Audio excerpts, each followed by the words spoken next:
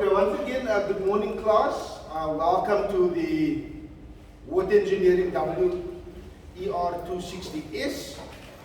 Just for an introduction, the water engineering is divided into two sections. I think you've seen that in the study guide that I sent through to you. It's divided up into water and wastewater treatment. The one part and the other part is hydraulics. Hence, I had asked Mr. Mohammed Ramad to come in and just introduce himself and tell you who he is and what he does. He will be doing one part of the water and wastewater treatment with the A and the B group. Right? So the A and the B group will have Mr. Rahman for the treatment. On my left-hand side, we have Mr. Chibangu. He will be working with me with the hydraulics. He is responsible for the C class, or what we call the Y2DX. That simply says that the extended class that he's working with, and I'll be dealing with the A and the B for the hydraulics. The arrangement between Mr. Chibangu and myself is that I will be doing all of the hydraulics lecturing in the class from chapter 1 right through to chapter 9 for the full year, and he will then do the assessments, and if for whatever reason I am not able to do a section of the work, he will come in, step in, and then he will do that section for the class. So we will not have separate lectures for the A and the B and for the C. We will have all of them together for the A, B, and the C group. Reason being that we do not want a distorted message to go out. He said something and I said something, and somehow messages get crossed between the two of us. So I will then do all of the lecturing, he will do all of the marking, and so that will be the arrangement for hydraulics. Between Mr. Rahman and Mr. Mamwe, who is responsible for the water and wastewater treatment for the C group, I think he has met you already, I'm not too sure, on Facebook. But if not, then he will also then meet you shortly. But between Mr. Mamwe and Mr. Rahman, they can decide how they are going to set up their water and wastewater treatment. Hopefully it will also be along the same lines, that either if they feel that they don't want to be saddled with all of the marking, they can decide that one will do chapter 1 with all of you, with all three groups, and the other one will do chapter 2 with all three groups, so that again the message remains the same. I'm going to give some time over to Mr. Rahman, and then I will come back just to explain to you the study guide, and from the study guide we can just greet each other again and say goodbye to each other. But next week and Friday we will then start with the class, chapter 1. I will tell you the notes that we need and whatever we're going to do. Mr. Rahman, over to you. Thank you so much, sir. Good morning, everybody. My name is Mohammed. Just to give you some background, I've done my master's in chemical engineering, and my specialty was wastewater treatment. So I did research in water and wastewater treatment on a technology referred to as full osmosis. It's similar to that of reverse osmosis. So I have a good background in water and wastewater treatment, which is why I was actually appointed this particular topic. With regards to classes A, B, and C, I know it's kind of overwhelming because a lot of us initially did not understand the differences between A, B, and C, and why is A with one lecturer, B with another. So thank you for that introduction, really assists. So A and B will be with me, which is the mainstream, and C will then be your extended program. So the idea is that we want to ensure that there is a consistency in terms of learning, which is why we will ensure that ideally with the one lecturer will then be teaching all the particular content, that so we achieve a sense of consistency in terms of the way we're going about teaching it. The other is that in order for us to be in conjunction in terms of the communication, I will have the two class trips. So class A and B will obviously be merged, so I'll have two class trips who will represent the entire class, A and B, hopefully C as well, who will then communicate via the class trip to the lecturer, who will then take matters forward. So the protocol in that particular instance is, you have any queries, any suggestions, any questions, you can pose it to me if you feel. If not, speak to your class rep, who will then communicate directly to me, and I will then escalate the matter. Okay? So that in a nutshell is the way we're going to go forward with the way we are going to teach water and wastewater treatment. As far as what has been happening up until now is that I had actually seen students from Group B, some students from Group A because they weren't certain. So I will devise on all the content that I have already covered so that we are all on the same page with regards to what has been covered and what will be covered. So once we've reached that sense of consistency in terms of the classes, the amount of students that are going to be in the classes, we can then decide when to meet face to face and when to actually have online lectures. We also want to take into account that not all of us are going to be in person because for relocation matters or issues related to accommodation, I know that all of us have different challenges, so we need to be mindful of that. I just have one question that I need to clarify. So on the timetable, I think you all have water and wastewater and hydraulics on the timetable. So ideally, we will have water and wastewater on a Tuesday and hydraulics on a Friday. Am I correct? Yeah. Are we all on the same page with regards to that? So with that being said, that's from my side. Do you have any queries or suggestions or questions that you might have? Yes. Sir, I have a question about groups. Because you said A and B are the mainstream and C is the extended. That's my understanding. Yes. I'm in the mainstream program, but Yes. when I register, I was put in group C for water and water. Is it primarily just for that module or for all the modules? No, I'm in group A for STY and documentation, and then group C for math and water engineering. Mr. Muhammad, if I can just, I think there is a problem with the groupings, right? You'll find out that for one subject you're in one group and for another subject you're in another group. Hence, my request was, especially for water engineering and the hydraulics, that we are all together. So to me, it doesn't matter whether you're in the ABC group. You will be here on a Friday. You will get all the same lectures at the same time, and so. But it was the plan was that A and B was the mainstream, and C should be the extended program. That was the idea. But somehow with the registration, some stuff crept in, and they split students into different groups. Because you'll find out now that if you are in a different group for subjects, there are going to be clashes as well. So I think what you need to do is, like Mr. Ramana said, that if you are on the extended program, you need to stick to the C group, right? Because it's easier, irrespective if you are registered for the A and the B, but stick to the C group because otherwise you're going to have clashes with certain subjects. Right? For the mainstream, stick to one group. Even if you are in the A group for one subject and the B group for another subject, decide for yourself that you then want to be in the A group and stick to the A group's timetable. Otherwise, you are going to sit with clashes. Right? So stick to one group. But like Mr. Muhammad said, for the extended program, that was specifically the C group. Right? The mainstream A or B, you can join there wherever you feel happy, but stick with that group. Okay? Yes, so I understand what you're saying, but my worry is that I'm in mainstream and now I'm finding myself in C. And Then don't go to the C. Stay with the mainstream. So if the majority of your subjects are registered with A, stick with A group. Right? how do I ensure that my name is now in the... Don't worry about that. That we'll sort out with the lecturers themselves.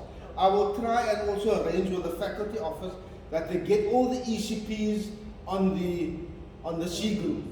Right? So just to add to that, my only worry is that, so she's primarily a mainstream student, yeah. but we want to ensure that it is reflected on the system that she's a mainstream student. Yeah. So now if she has 3 modules in the mainstream and all of a sudden 2 modules in the ECP, it's going to cause issues for her specifically on the system. So is there anything that we can do to assist or guide her in what she needs to do? It won't create a problem because her registration is mainstream. Yes. Because you get the students that's with the ECP, they will be registered as extended program students. But the mainstream students, even though she's found out now that she's for 1 or 2 or 3 subjects she's with the C group, she just moved over to the A group, with the A group. The lecturers amongst themselves, or I will just speak to the faculty office and tell them to remove all the extended programs, all the extended students from the mainstream students and put them in the C group. And vice versa, and take from the C group the mainstream students and put them either in the A or the B group. Are we good? Thank you. Do you have any other questions, guys? Do we have an understanding of why we are separated in A, B, and C? We understand that C is ECP, A and B is mainstream, isn't it? So, but then why do we have A and B in mainstream, and why don't we just have one group? I think because Sorry? I think it's because of the COVID and they're trying to make small groups. I'm not sure. Is she correct in assuming that? No, that is not correct. Because of the class sizes, right? Not because of COVID. We said maximum 45 per class we wanted. So we found out that for the mainstream we have already registered more than 90 students, or not more than 90, it's about, I think it's 80 students is registered for the main. So we needed to split them up. Right, so it's for the reason of numbers that we're splitting the class up into the smaller groups. Yeah, I'm not going to take too much more of your time. Just before I leave, just one thing, guys. The reason why I asked that question is because you are second year students, am I correct? So by now you should be able to ask questions on a regular basis. You need to be inquisitive at all times. If there's content that is shared with you, you need to be able to ask questions about what it means. Why am I being taught that? You need to be inquisitive. You should always be asking questions. So a simple thing like that, the groups, you should know why it's two. You have assumptions, but you clarify. I'm here to assist in terms of ensuring that you have a good understanding of what is being shared with you in terms of your knowledge. At the end of the day, you are engineers that are being prepped to go into the industry. In that space, you have a certain responsibility as engineers. You are to provide solutions.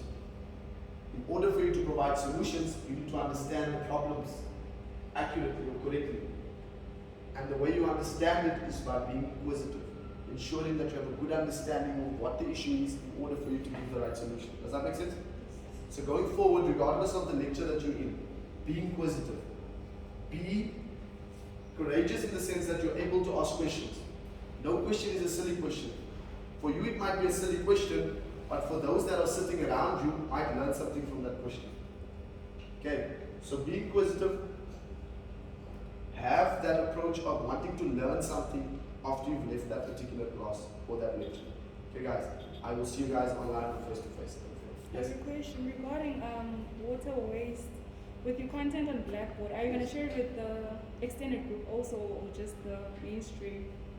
So, as Sir has mentioned, so I'll be dealing with the mainstream and C group, which is the extended program. I will then communicate or liaise with my colleague to ensure that there's a consistency in terms of the way we are actually lecturing. So you'll be able to see the difference between mainstream and ECP.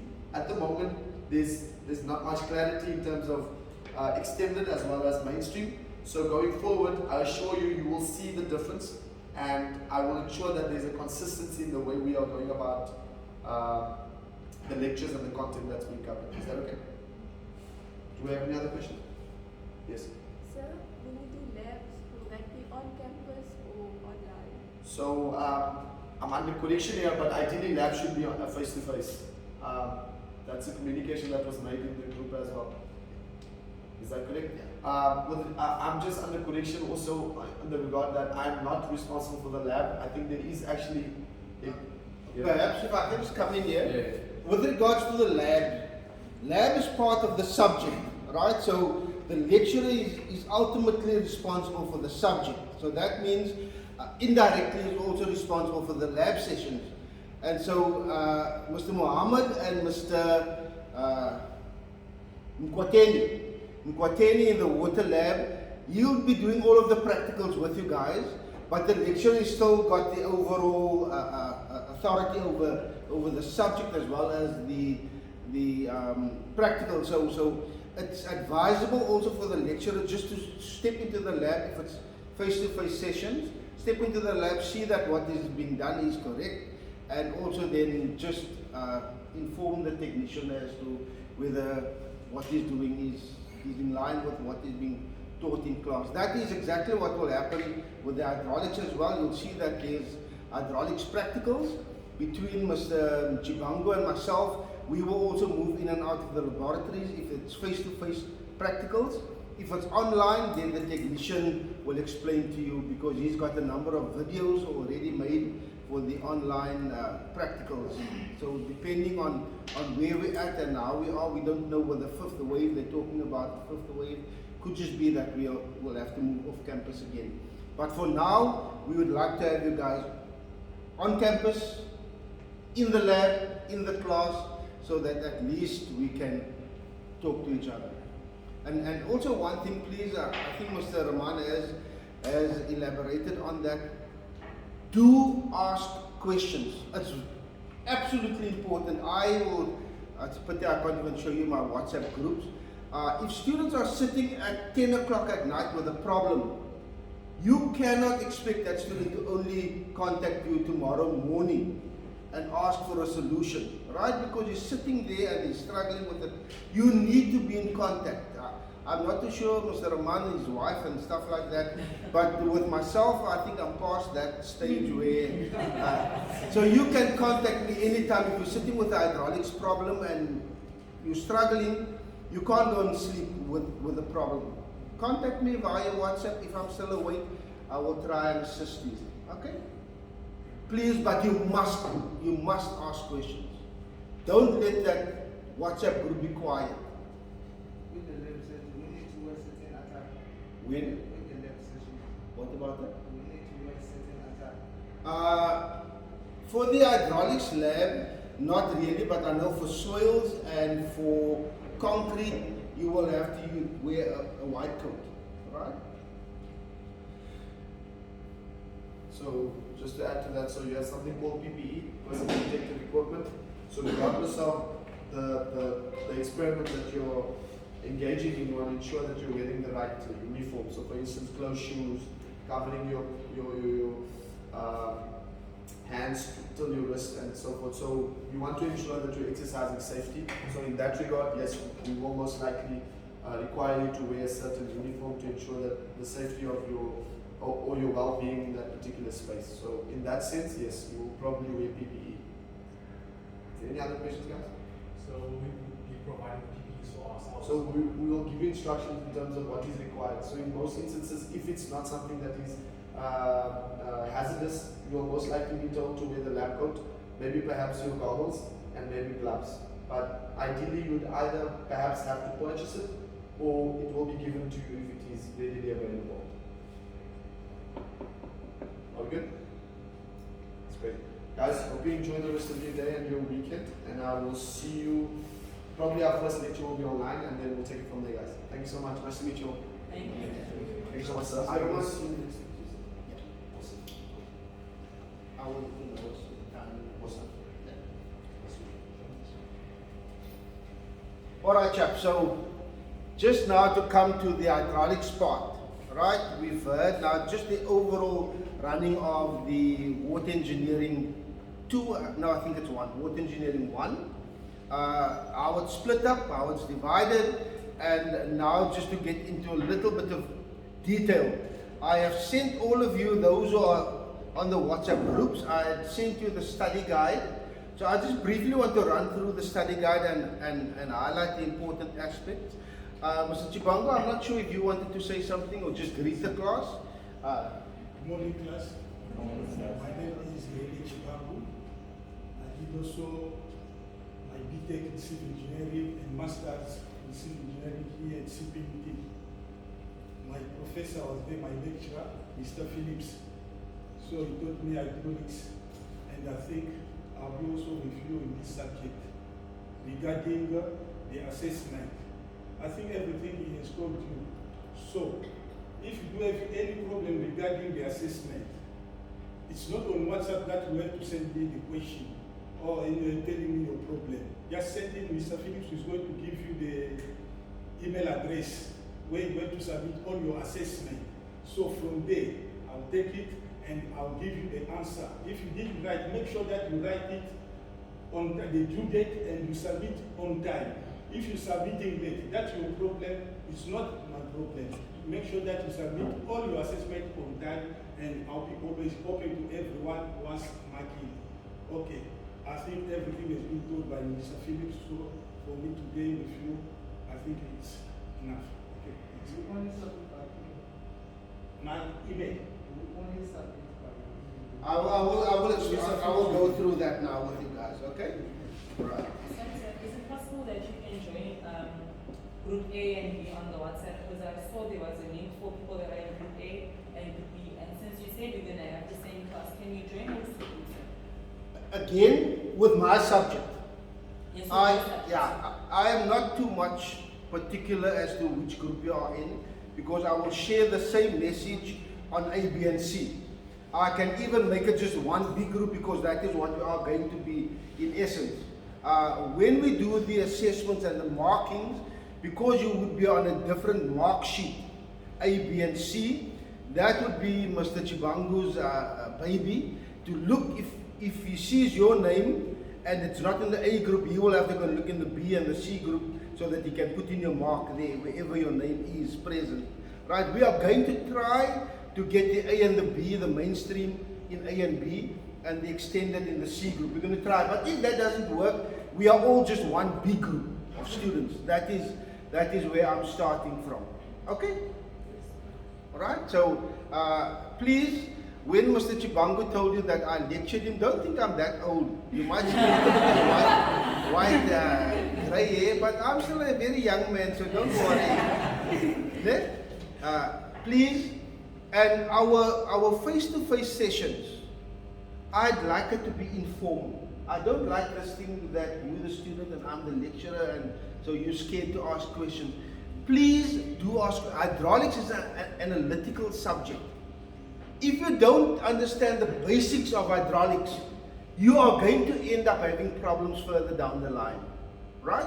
So if we're sitting with the A plus B is equal to C, you need to question me why A plus B is equal to C.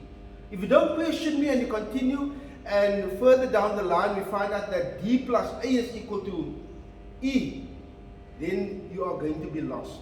Right? So get into that mode. You are second year students now, a little bit more mature than when you were here for first year. Speak to me. Alright? If you have girlfriend problems, come and talk to me in my office. I will give you some advice. If you have boyfriend issues, leave the guy. Right? Leave the guy, because then right? So we work on that basis. Alright, so let's get into what this course is all about. If you can open your cell phones just on the study guide, I'm going to read and highlight just a few of the important things that you need to know. Alright, so if we go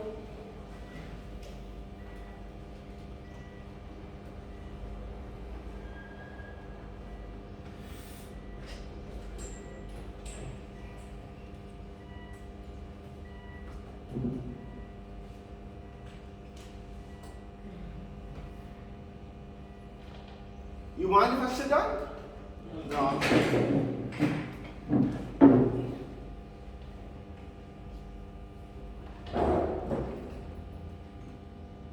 Okay, page 1. I think the important information on page 1, Remy, you can come sit next to me if you want to. Okay. If you look on page 1, the important one is that look on your proof of registration. Your proof of registration must say that you are registered for the subject WER260S. Alright? There's also a subject, if you go into the BEng, there's a subject called WER270S. Alright? So please make sure on your proof of registration that it's WER260S. At the bottom of that page, you have the NQF level, which is the National Qualification Framework level, and that is, you are on level 6. When you go to Next qualification, which is most probably your advanced diploma, that will be NQF level 7. When you go on to your honors, that will be NQF 8. When you go to your master, NQF 9, etc., etc. So whenever you move up, your NQF level will also increase, right? And then the credits for the subject is 14 credits. That means it's a year subject. If it's a 7 credit subject, then normally it's a semester subject. If it's 14 credits, it's a year. The qualification that you are in is the Diploma Civil Engineering, and that SAQA ID is just what is registered with the South African Qualifications Authority, right? So that is, so if you go onto the SAQA website and you type in there 100,773, you will come onto the water engineering, right? So the table of contents, there we have everything listed there on page 3. If you go to page, to the organizational component, the introduction says that water engineering serves to provide the student with a sound theoretical background in hydraulics as well as water and wastewater engineering. Now remember, when Mr. Rahman spoke to you, it's not only water treatment, right? He mentioned the water treatment part, but there's also the wastewater treatment aspect, right? So it's combined. In the BTEC, the old BTEC program, we had it split up. We had water treatment as a subject on its own and wastewater treatment as a subject on its own. Now it's combined, so the two are together. It says the fundamentals and the concepts of water engineering will be explained and reinforced with worked examples. The summarized outcomes per unit will enable you to have an overview of the knowledge and the attributes you will acquire on successful completion of the subject. Right. Now, just to say a little bit about those two components that we have under the one subject, which is hydraulics and water and wastewater treatment, the subject is split equally. So you'll have an equal percentage weighting for hydraulics as well as an equal percentage weighting for water and wastewater treatment. So 50% for hydraulics and 50% for water and wastewater treatment. We have tried to somehow incorporate on the system that if the student fails hydraulics, he fails the subject.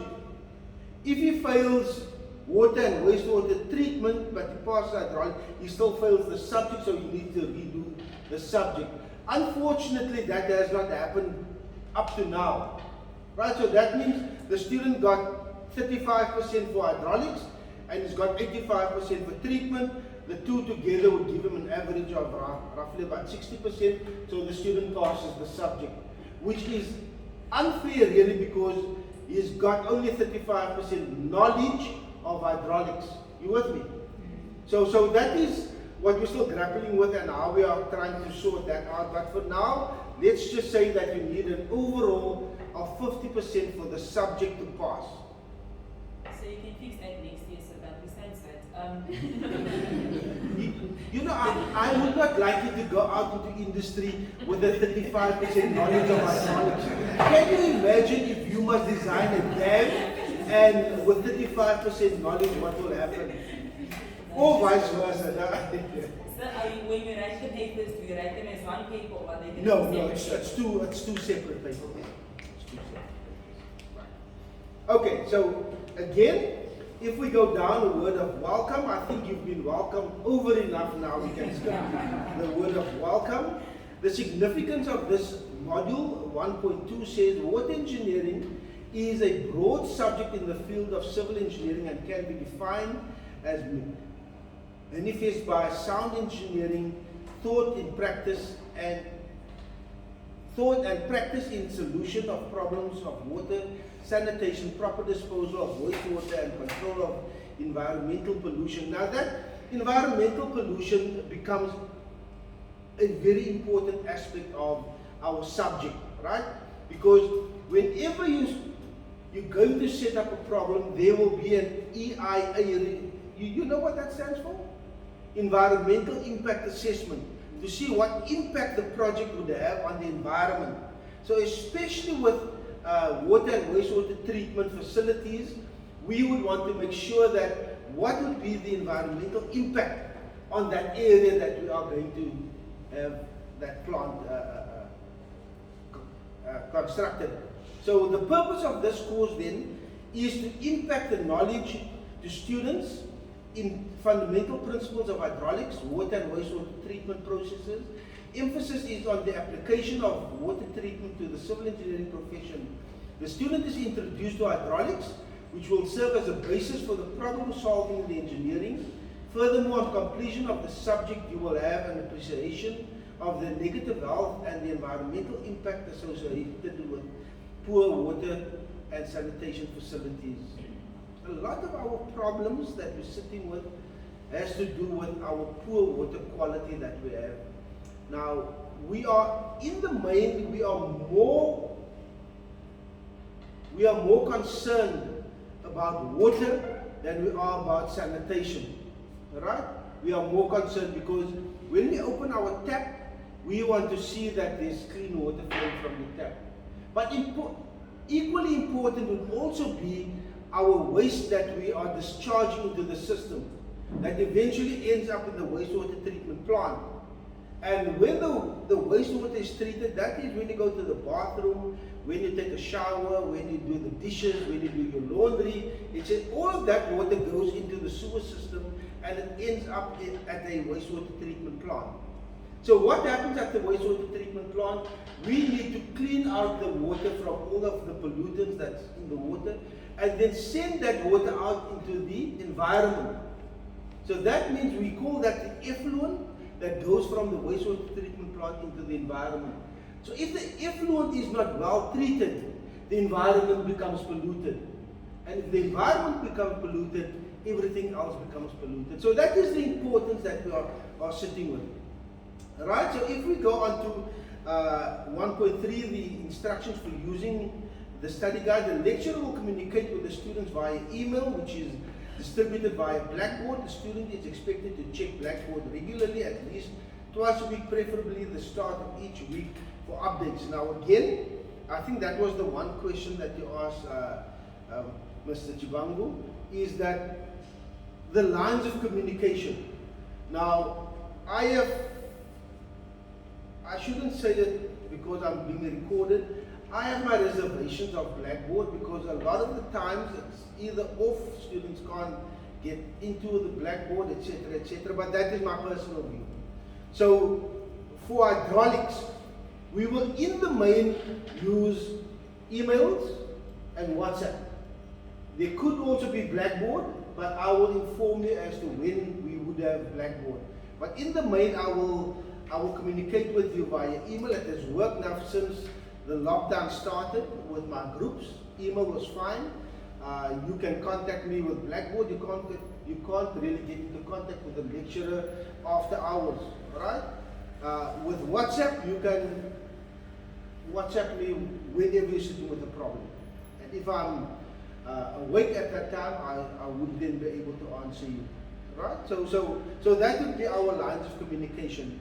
What is going to happen is that you will, the online assessment, I'll come to the assessment, but the online assessment that we will be doing, you will submit that via email, right? I will give you the email address where you need to submit that to. You will write it down on your piece of paper, you will take a photograph of it, and you will upload it as a PDF.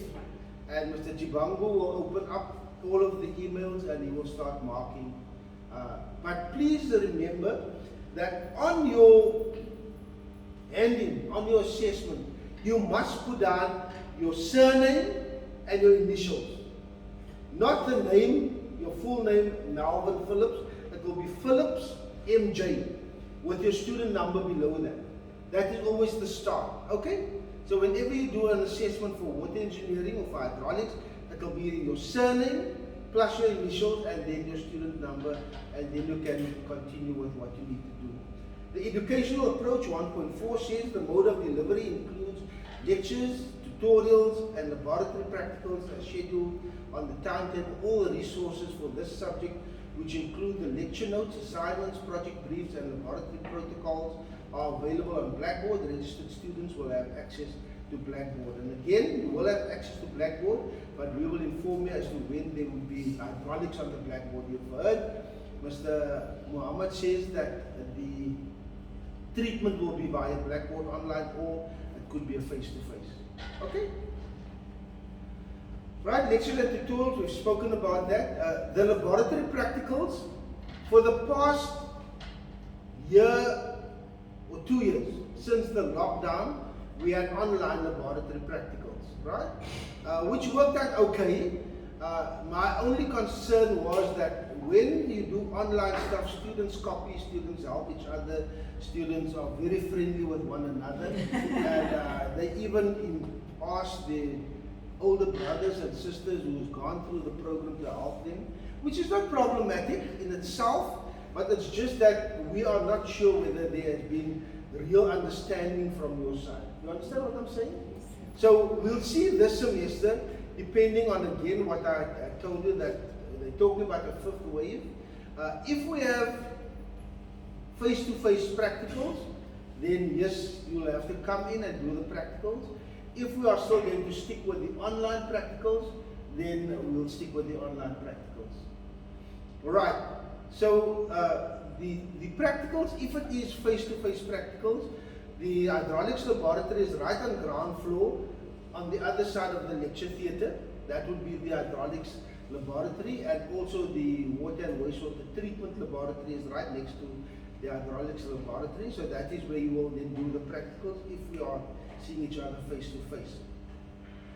On the timetable, you would have noticed that there are time slots for tutorials and time slots for practicals as well. What I am going to do with the tutorials, with the lectures, I want to see face-to-face starting from next week. Every second week, we'll have face-to-face, right? Every second week, but I'll inform you as to, I'll keep you updated as to when, because I don't want to get into the every week, because it's a year program. If I get into every week, I will finish the program by most probably July, August, and I don't want to finish it so early. I want to take you step by step so that we get a full understanding of hydraulics. So I will have face-to-face lectures with you every second week. The alternate weeks in between, that will be for tutorial sessions where I will send you exercises and you will work through it, and if you're sitting with a problem, you contact me, etc., etc. Okay? All right, so we understand the lectures, we understand the laboratories, we understand the tutorials. The general information that we have there, 2.1, that is just the program manager, that is the HOD, Ms. Kamali. I think you know Ms. Kamali by now. The secretary, her PA is Ms. Wendy Yevel. The lecturers, we need to change that Mr. Crispin Mutsvangu. He was initially the water and wastewater treatment lecturer. For now, it is Mr. Muhammad and Mr. Mamwe. I've got Mr. Mamwe's name further down. And then you see there myself, you see Mr. Ronald Mamwe, and you see Mr. Remy Chibangu, with all of our email addresses is there. So again, those would be our work email addresses. We must be available, I almost want to say 24/7, but let's not be that critical with the lecturers. Let's say that we will try and get back to you soonest, right? So if you write to us a mail on those email addresses, we will try our soonest to get back to you, okay? But the WhatsApp is also fine if it's not too personal. And then of course the technician that we have there, the technician is Mr. Kabiso Nkwateni. There's another technician also, Mr. Kenny Rojozo. I think that I always get that pronunciation wrong. There's a cook or something in there. But in any case, he will also be introduced to you. Right? And then internal moderators. If I set up the question paper, Mr. Chibangu would be my internal moderator. If he sets up the question paper, I will be his internal moderator. And the same with the treatment. And again, there the contact time, the lecturers, the lectures, tutorials as per the timetable, and the practicals and laboratory work is also there. Study material, we have the prescribed textbook. There you see the Metcalf and Eddy. that would be used for water and wastewater treatment. I'm not too sure that he will explain to you what textbook they use.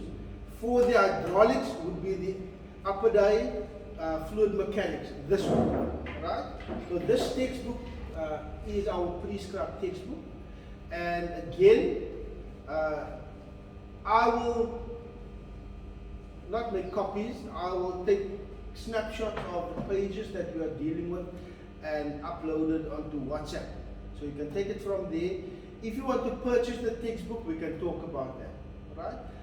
The textbook at Van Skype is about 450 Rand, right? 450 Rand for the textbook. We'll talk about perhaps a cheaper option. Okay, then we go down. No, the subject module is not. That's not.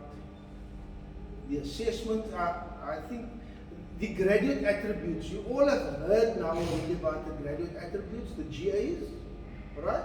Very, very important. Remember, you can pass my subject now, but if you go into your third year, there would be a graduate attribute attached to an integrated project that you will be doing, which relates to hydraulics. With me? So you can pass the subject then in your third year, but if you fail the graduate attribute, you cannot be registered with EXIT, right? So when you want to be eligible to register with EXIT, you must have passed all of your graduate attributes. You with me? So I've got a list of all, I think there's about 11 or 12 graduate attributes. All of them are listed at the bottom there, but we will start introducing you to the graduate attributes as to the importance and to how they fit into the subject and where they fit into the subject. Alright? So that would be for the graduate attributes. The table, there you'll see the subjects where graduate attributes will be assessed.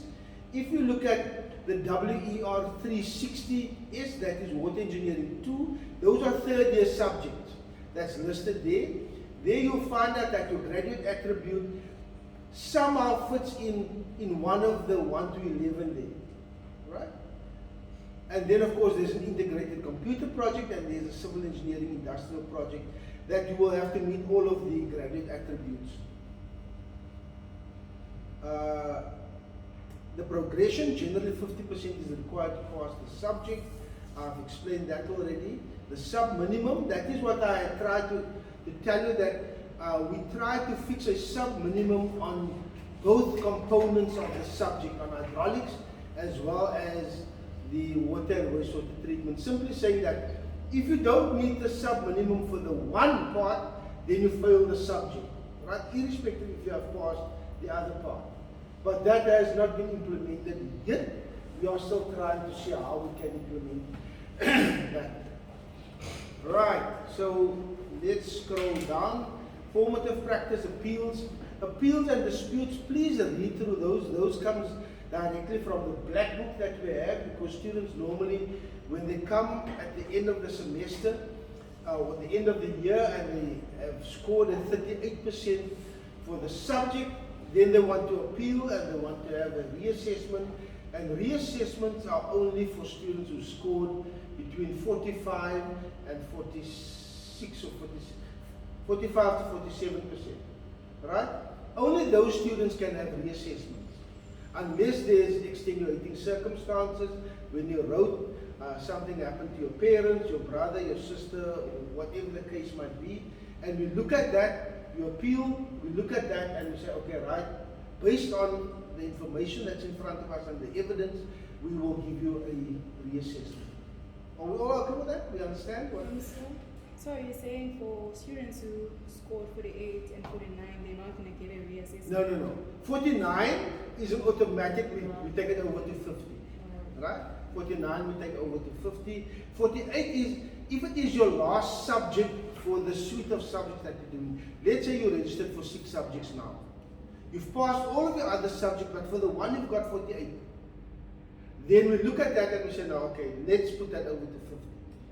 Right? But if you have failed 5 of the subjects and you're sitting with the 48, we say, no, rather leave it down there and redo the subject. All right?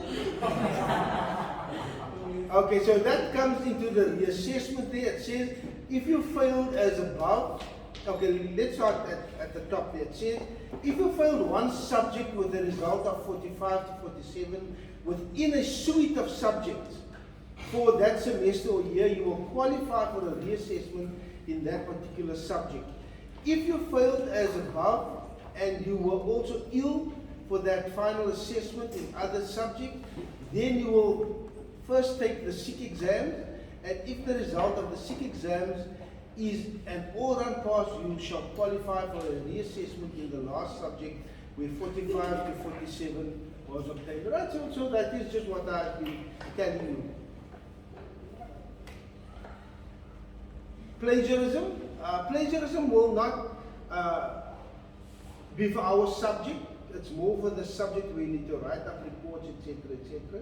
But please read through the plagiarism. Students are taking the plagiarism policy very lightly. And it's important at the university that we don't cut and paste from other people's work. We don't copy from other resources. You need to put it into your own words. You need to explain where you got it from, etc., etc. So please read through that plagiarism policy there whenever you need to do a project. Right? We will go down. Okay, I want to come down to 5.5. That to me is the important part there. The semester program. Are you all on the semester program? Yes. Right, so it says there's a topic, there's a theme, there's a specific outcome, there's a schedule, and there's an assessment date. So I just want to run through the theme and the topic for the hydraulics.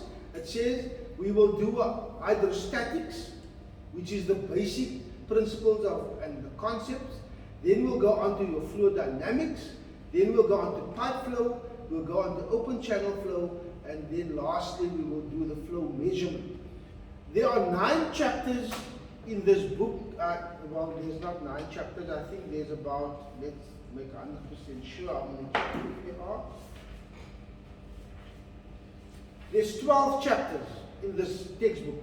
But we will do the first 9 chapters for this course, right? So chapters 1, 2, 3, 4, 5, 6, 7, 8, 9, that is what we will complete. If we have time, we can also do chapter 10, which deals with pumps. If we don't get to pumps, you will pick it up in your 3rd year, right? You will pick pumps up in your 3rd year, but that is for the hydraulics.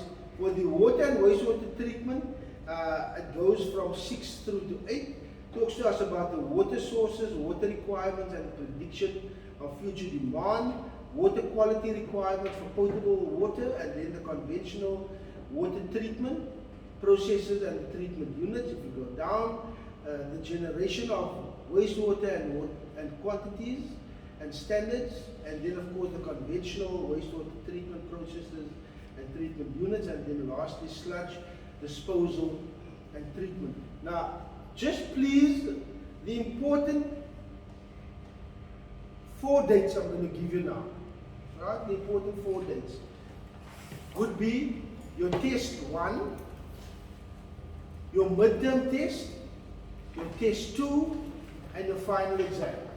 Right, so those are the important assessments that we will be doing.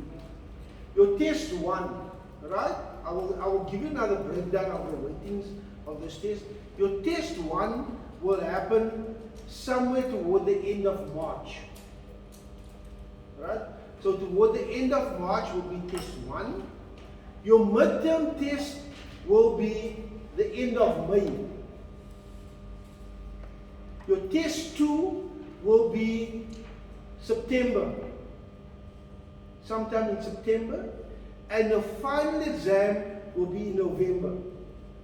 Right, so those are the dates for the assessments. Now the weightings. Your midterm test and your final test is face-to-face. Right, we're going to have to write it on campus.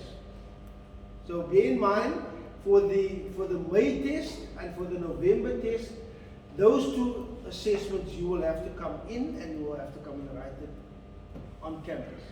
Students that stay out of the province will be informed as to when they need to be on campus. The test 1 and test 2, those we call almost like a tutorial test that we can do online. That is not a problem because the weighting is not that big of those 2 tests. Right. So 50% of the weighting, sorry, 50% of the weighting is for hydraulics and 50% of the weighting is for treatment. Now my 50% is made out of 10, 20, 20. That is my weighting, right? That is my 50%. The last 20 that we see there, that is the FISA or the final exam.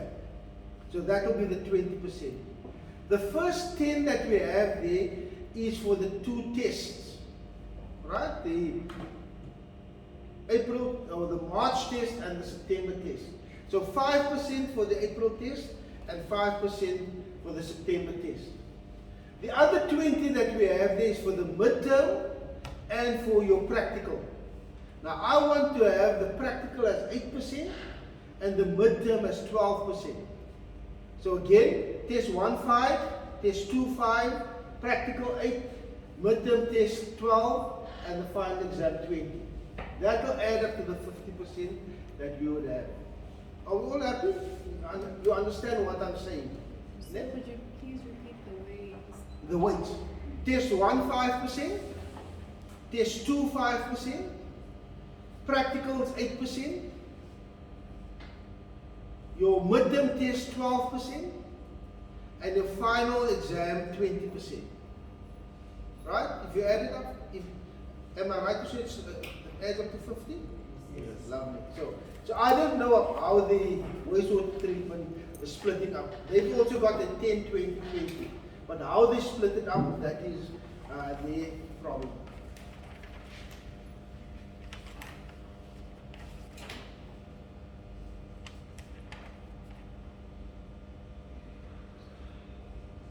Is there anything that perhaps that you've read? I think chapter 8 on the study guide talks to us about the study themes and the study units and the learner outcomes, and that gives you a little bit more information as to the sections that I've mentioned. Now, in our textbook, I can just briefly run it down quickly. Chapter 1 is an introduction into hydraulics that we'll do in the first 10 minutes of next week. Then we'll start on chapter 2, which is the fluid properties. And then chapter 3 is static pressure or pressure measurement. Chapter 4 is also the measurement of pressure. Chapter 5 is the fundamentals of fluid flow. Chapter 6 is flow measurement. Chapter 7 is orifice and mouthpiece. Chapter 8 is flow through pipes. Chapter 9 is flow through open channels. Right, so that is where we stop. And then chapter 10 and chapter 11 is more turbines and pumps. And so, as I said, if we have time, I can just introduce that to you so that at least you have a little bit of an advantage when you start your third year. But we'll see how far we get. So, how many chapters do you like this? How many chapters are like this? How many? Chapters like this. You said that you want to be covering 9 chapters as well. Yeah. How many How many topics are like How many topics? It's 9 topics. Yeah, but Right. like this. Well, over the test. Okay, test 1. I will tell you, you will see how far we are. With test 1, I cannot give you work that you have not covered yet. Right? So whenever we write, we'll always write on work that was covered. So test 1 will be on a specific section. I think it was probably chapter 2 and chapter 3. That will be test 1. Your midterm test normally is chapter 2, 3, 4, and 5. 2, 3, 4, and 5. Your second test is normally on 1 chapter, which is normally chapter 8. We'll try and see how far we get with chapter 8. And your final exam is again everything. So your midterm test and your final exam is all the work that you've done up to that point, all the work that you've done up to the final exam, but the smaller test would only be that little bit of work that we have done between assessments. Okay? Right, so again, my request to you is that you read through your study guide to to see what is all there. I think there's also a last page on the study guide. I just want to see if they've included that on here. No, it's not included. But it's normally just an acknowledgement page to say that you acknowledge what the study guide is all about. You agree with what is written there. You don't have any objection. You sign it there and you put your student number there, and it's normally handed back. But that's fine. All right, now the floor is open for a general discussion. If you want to have, let's just switch off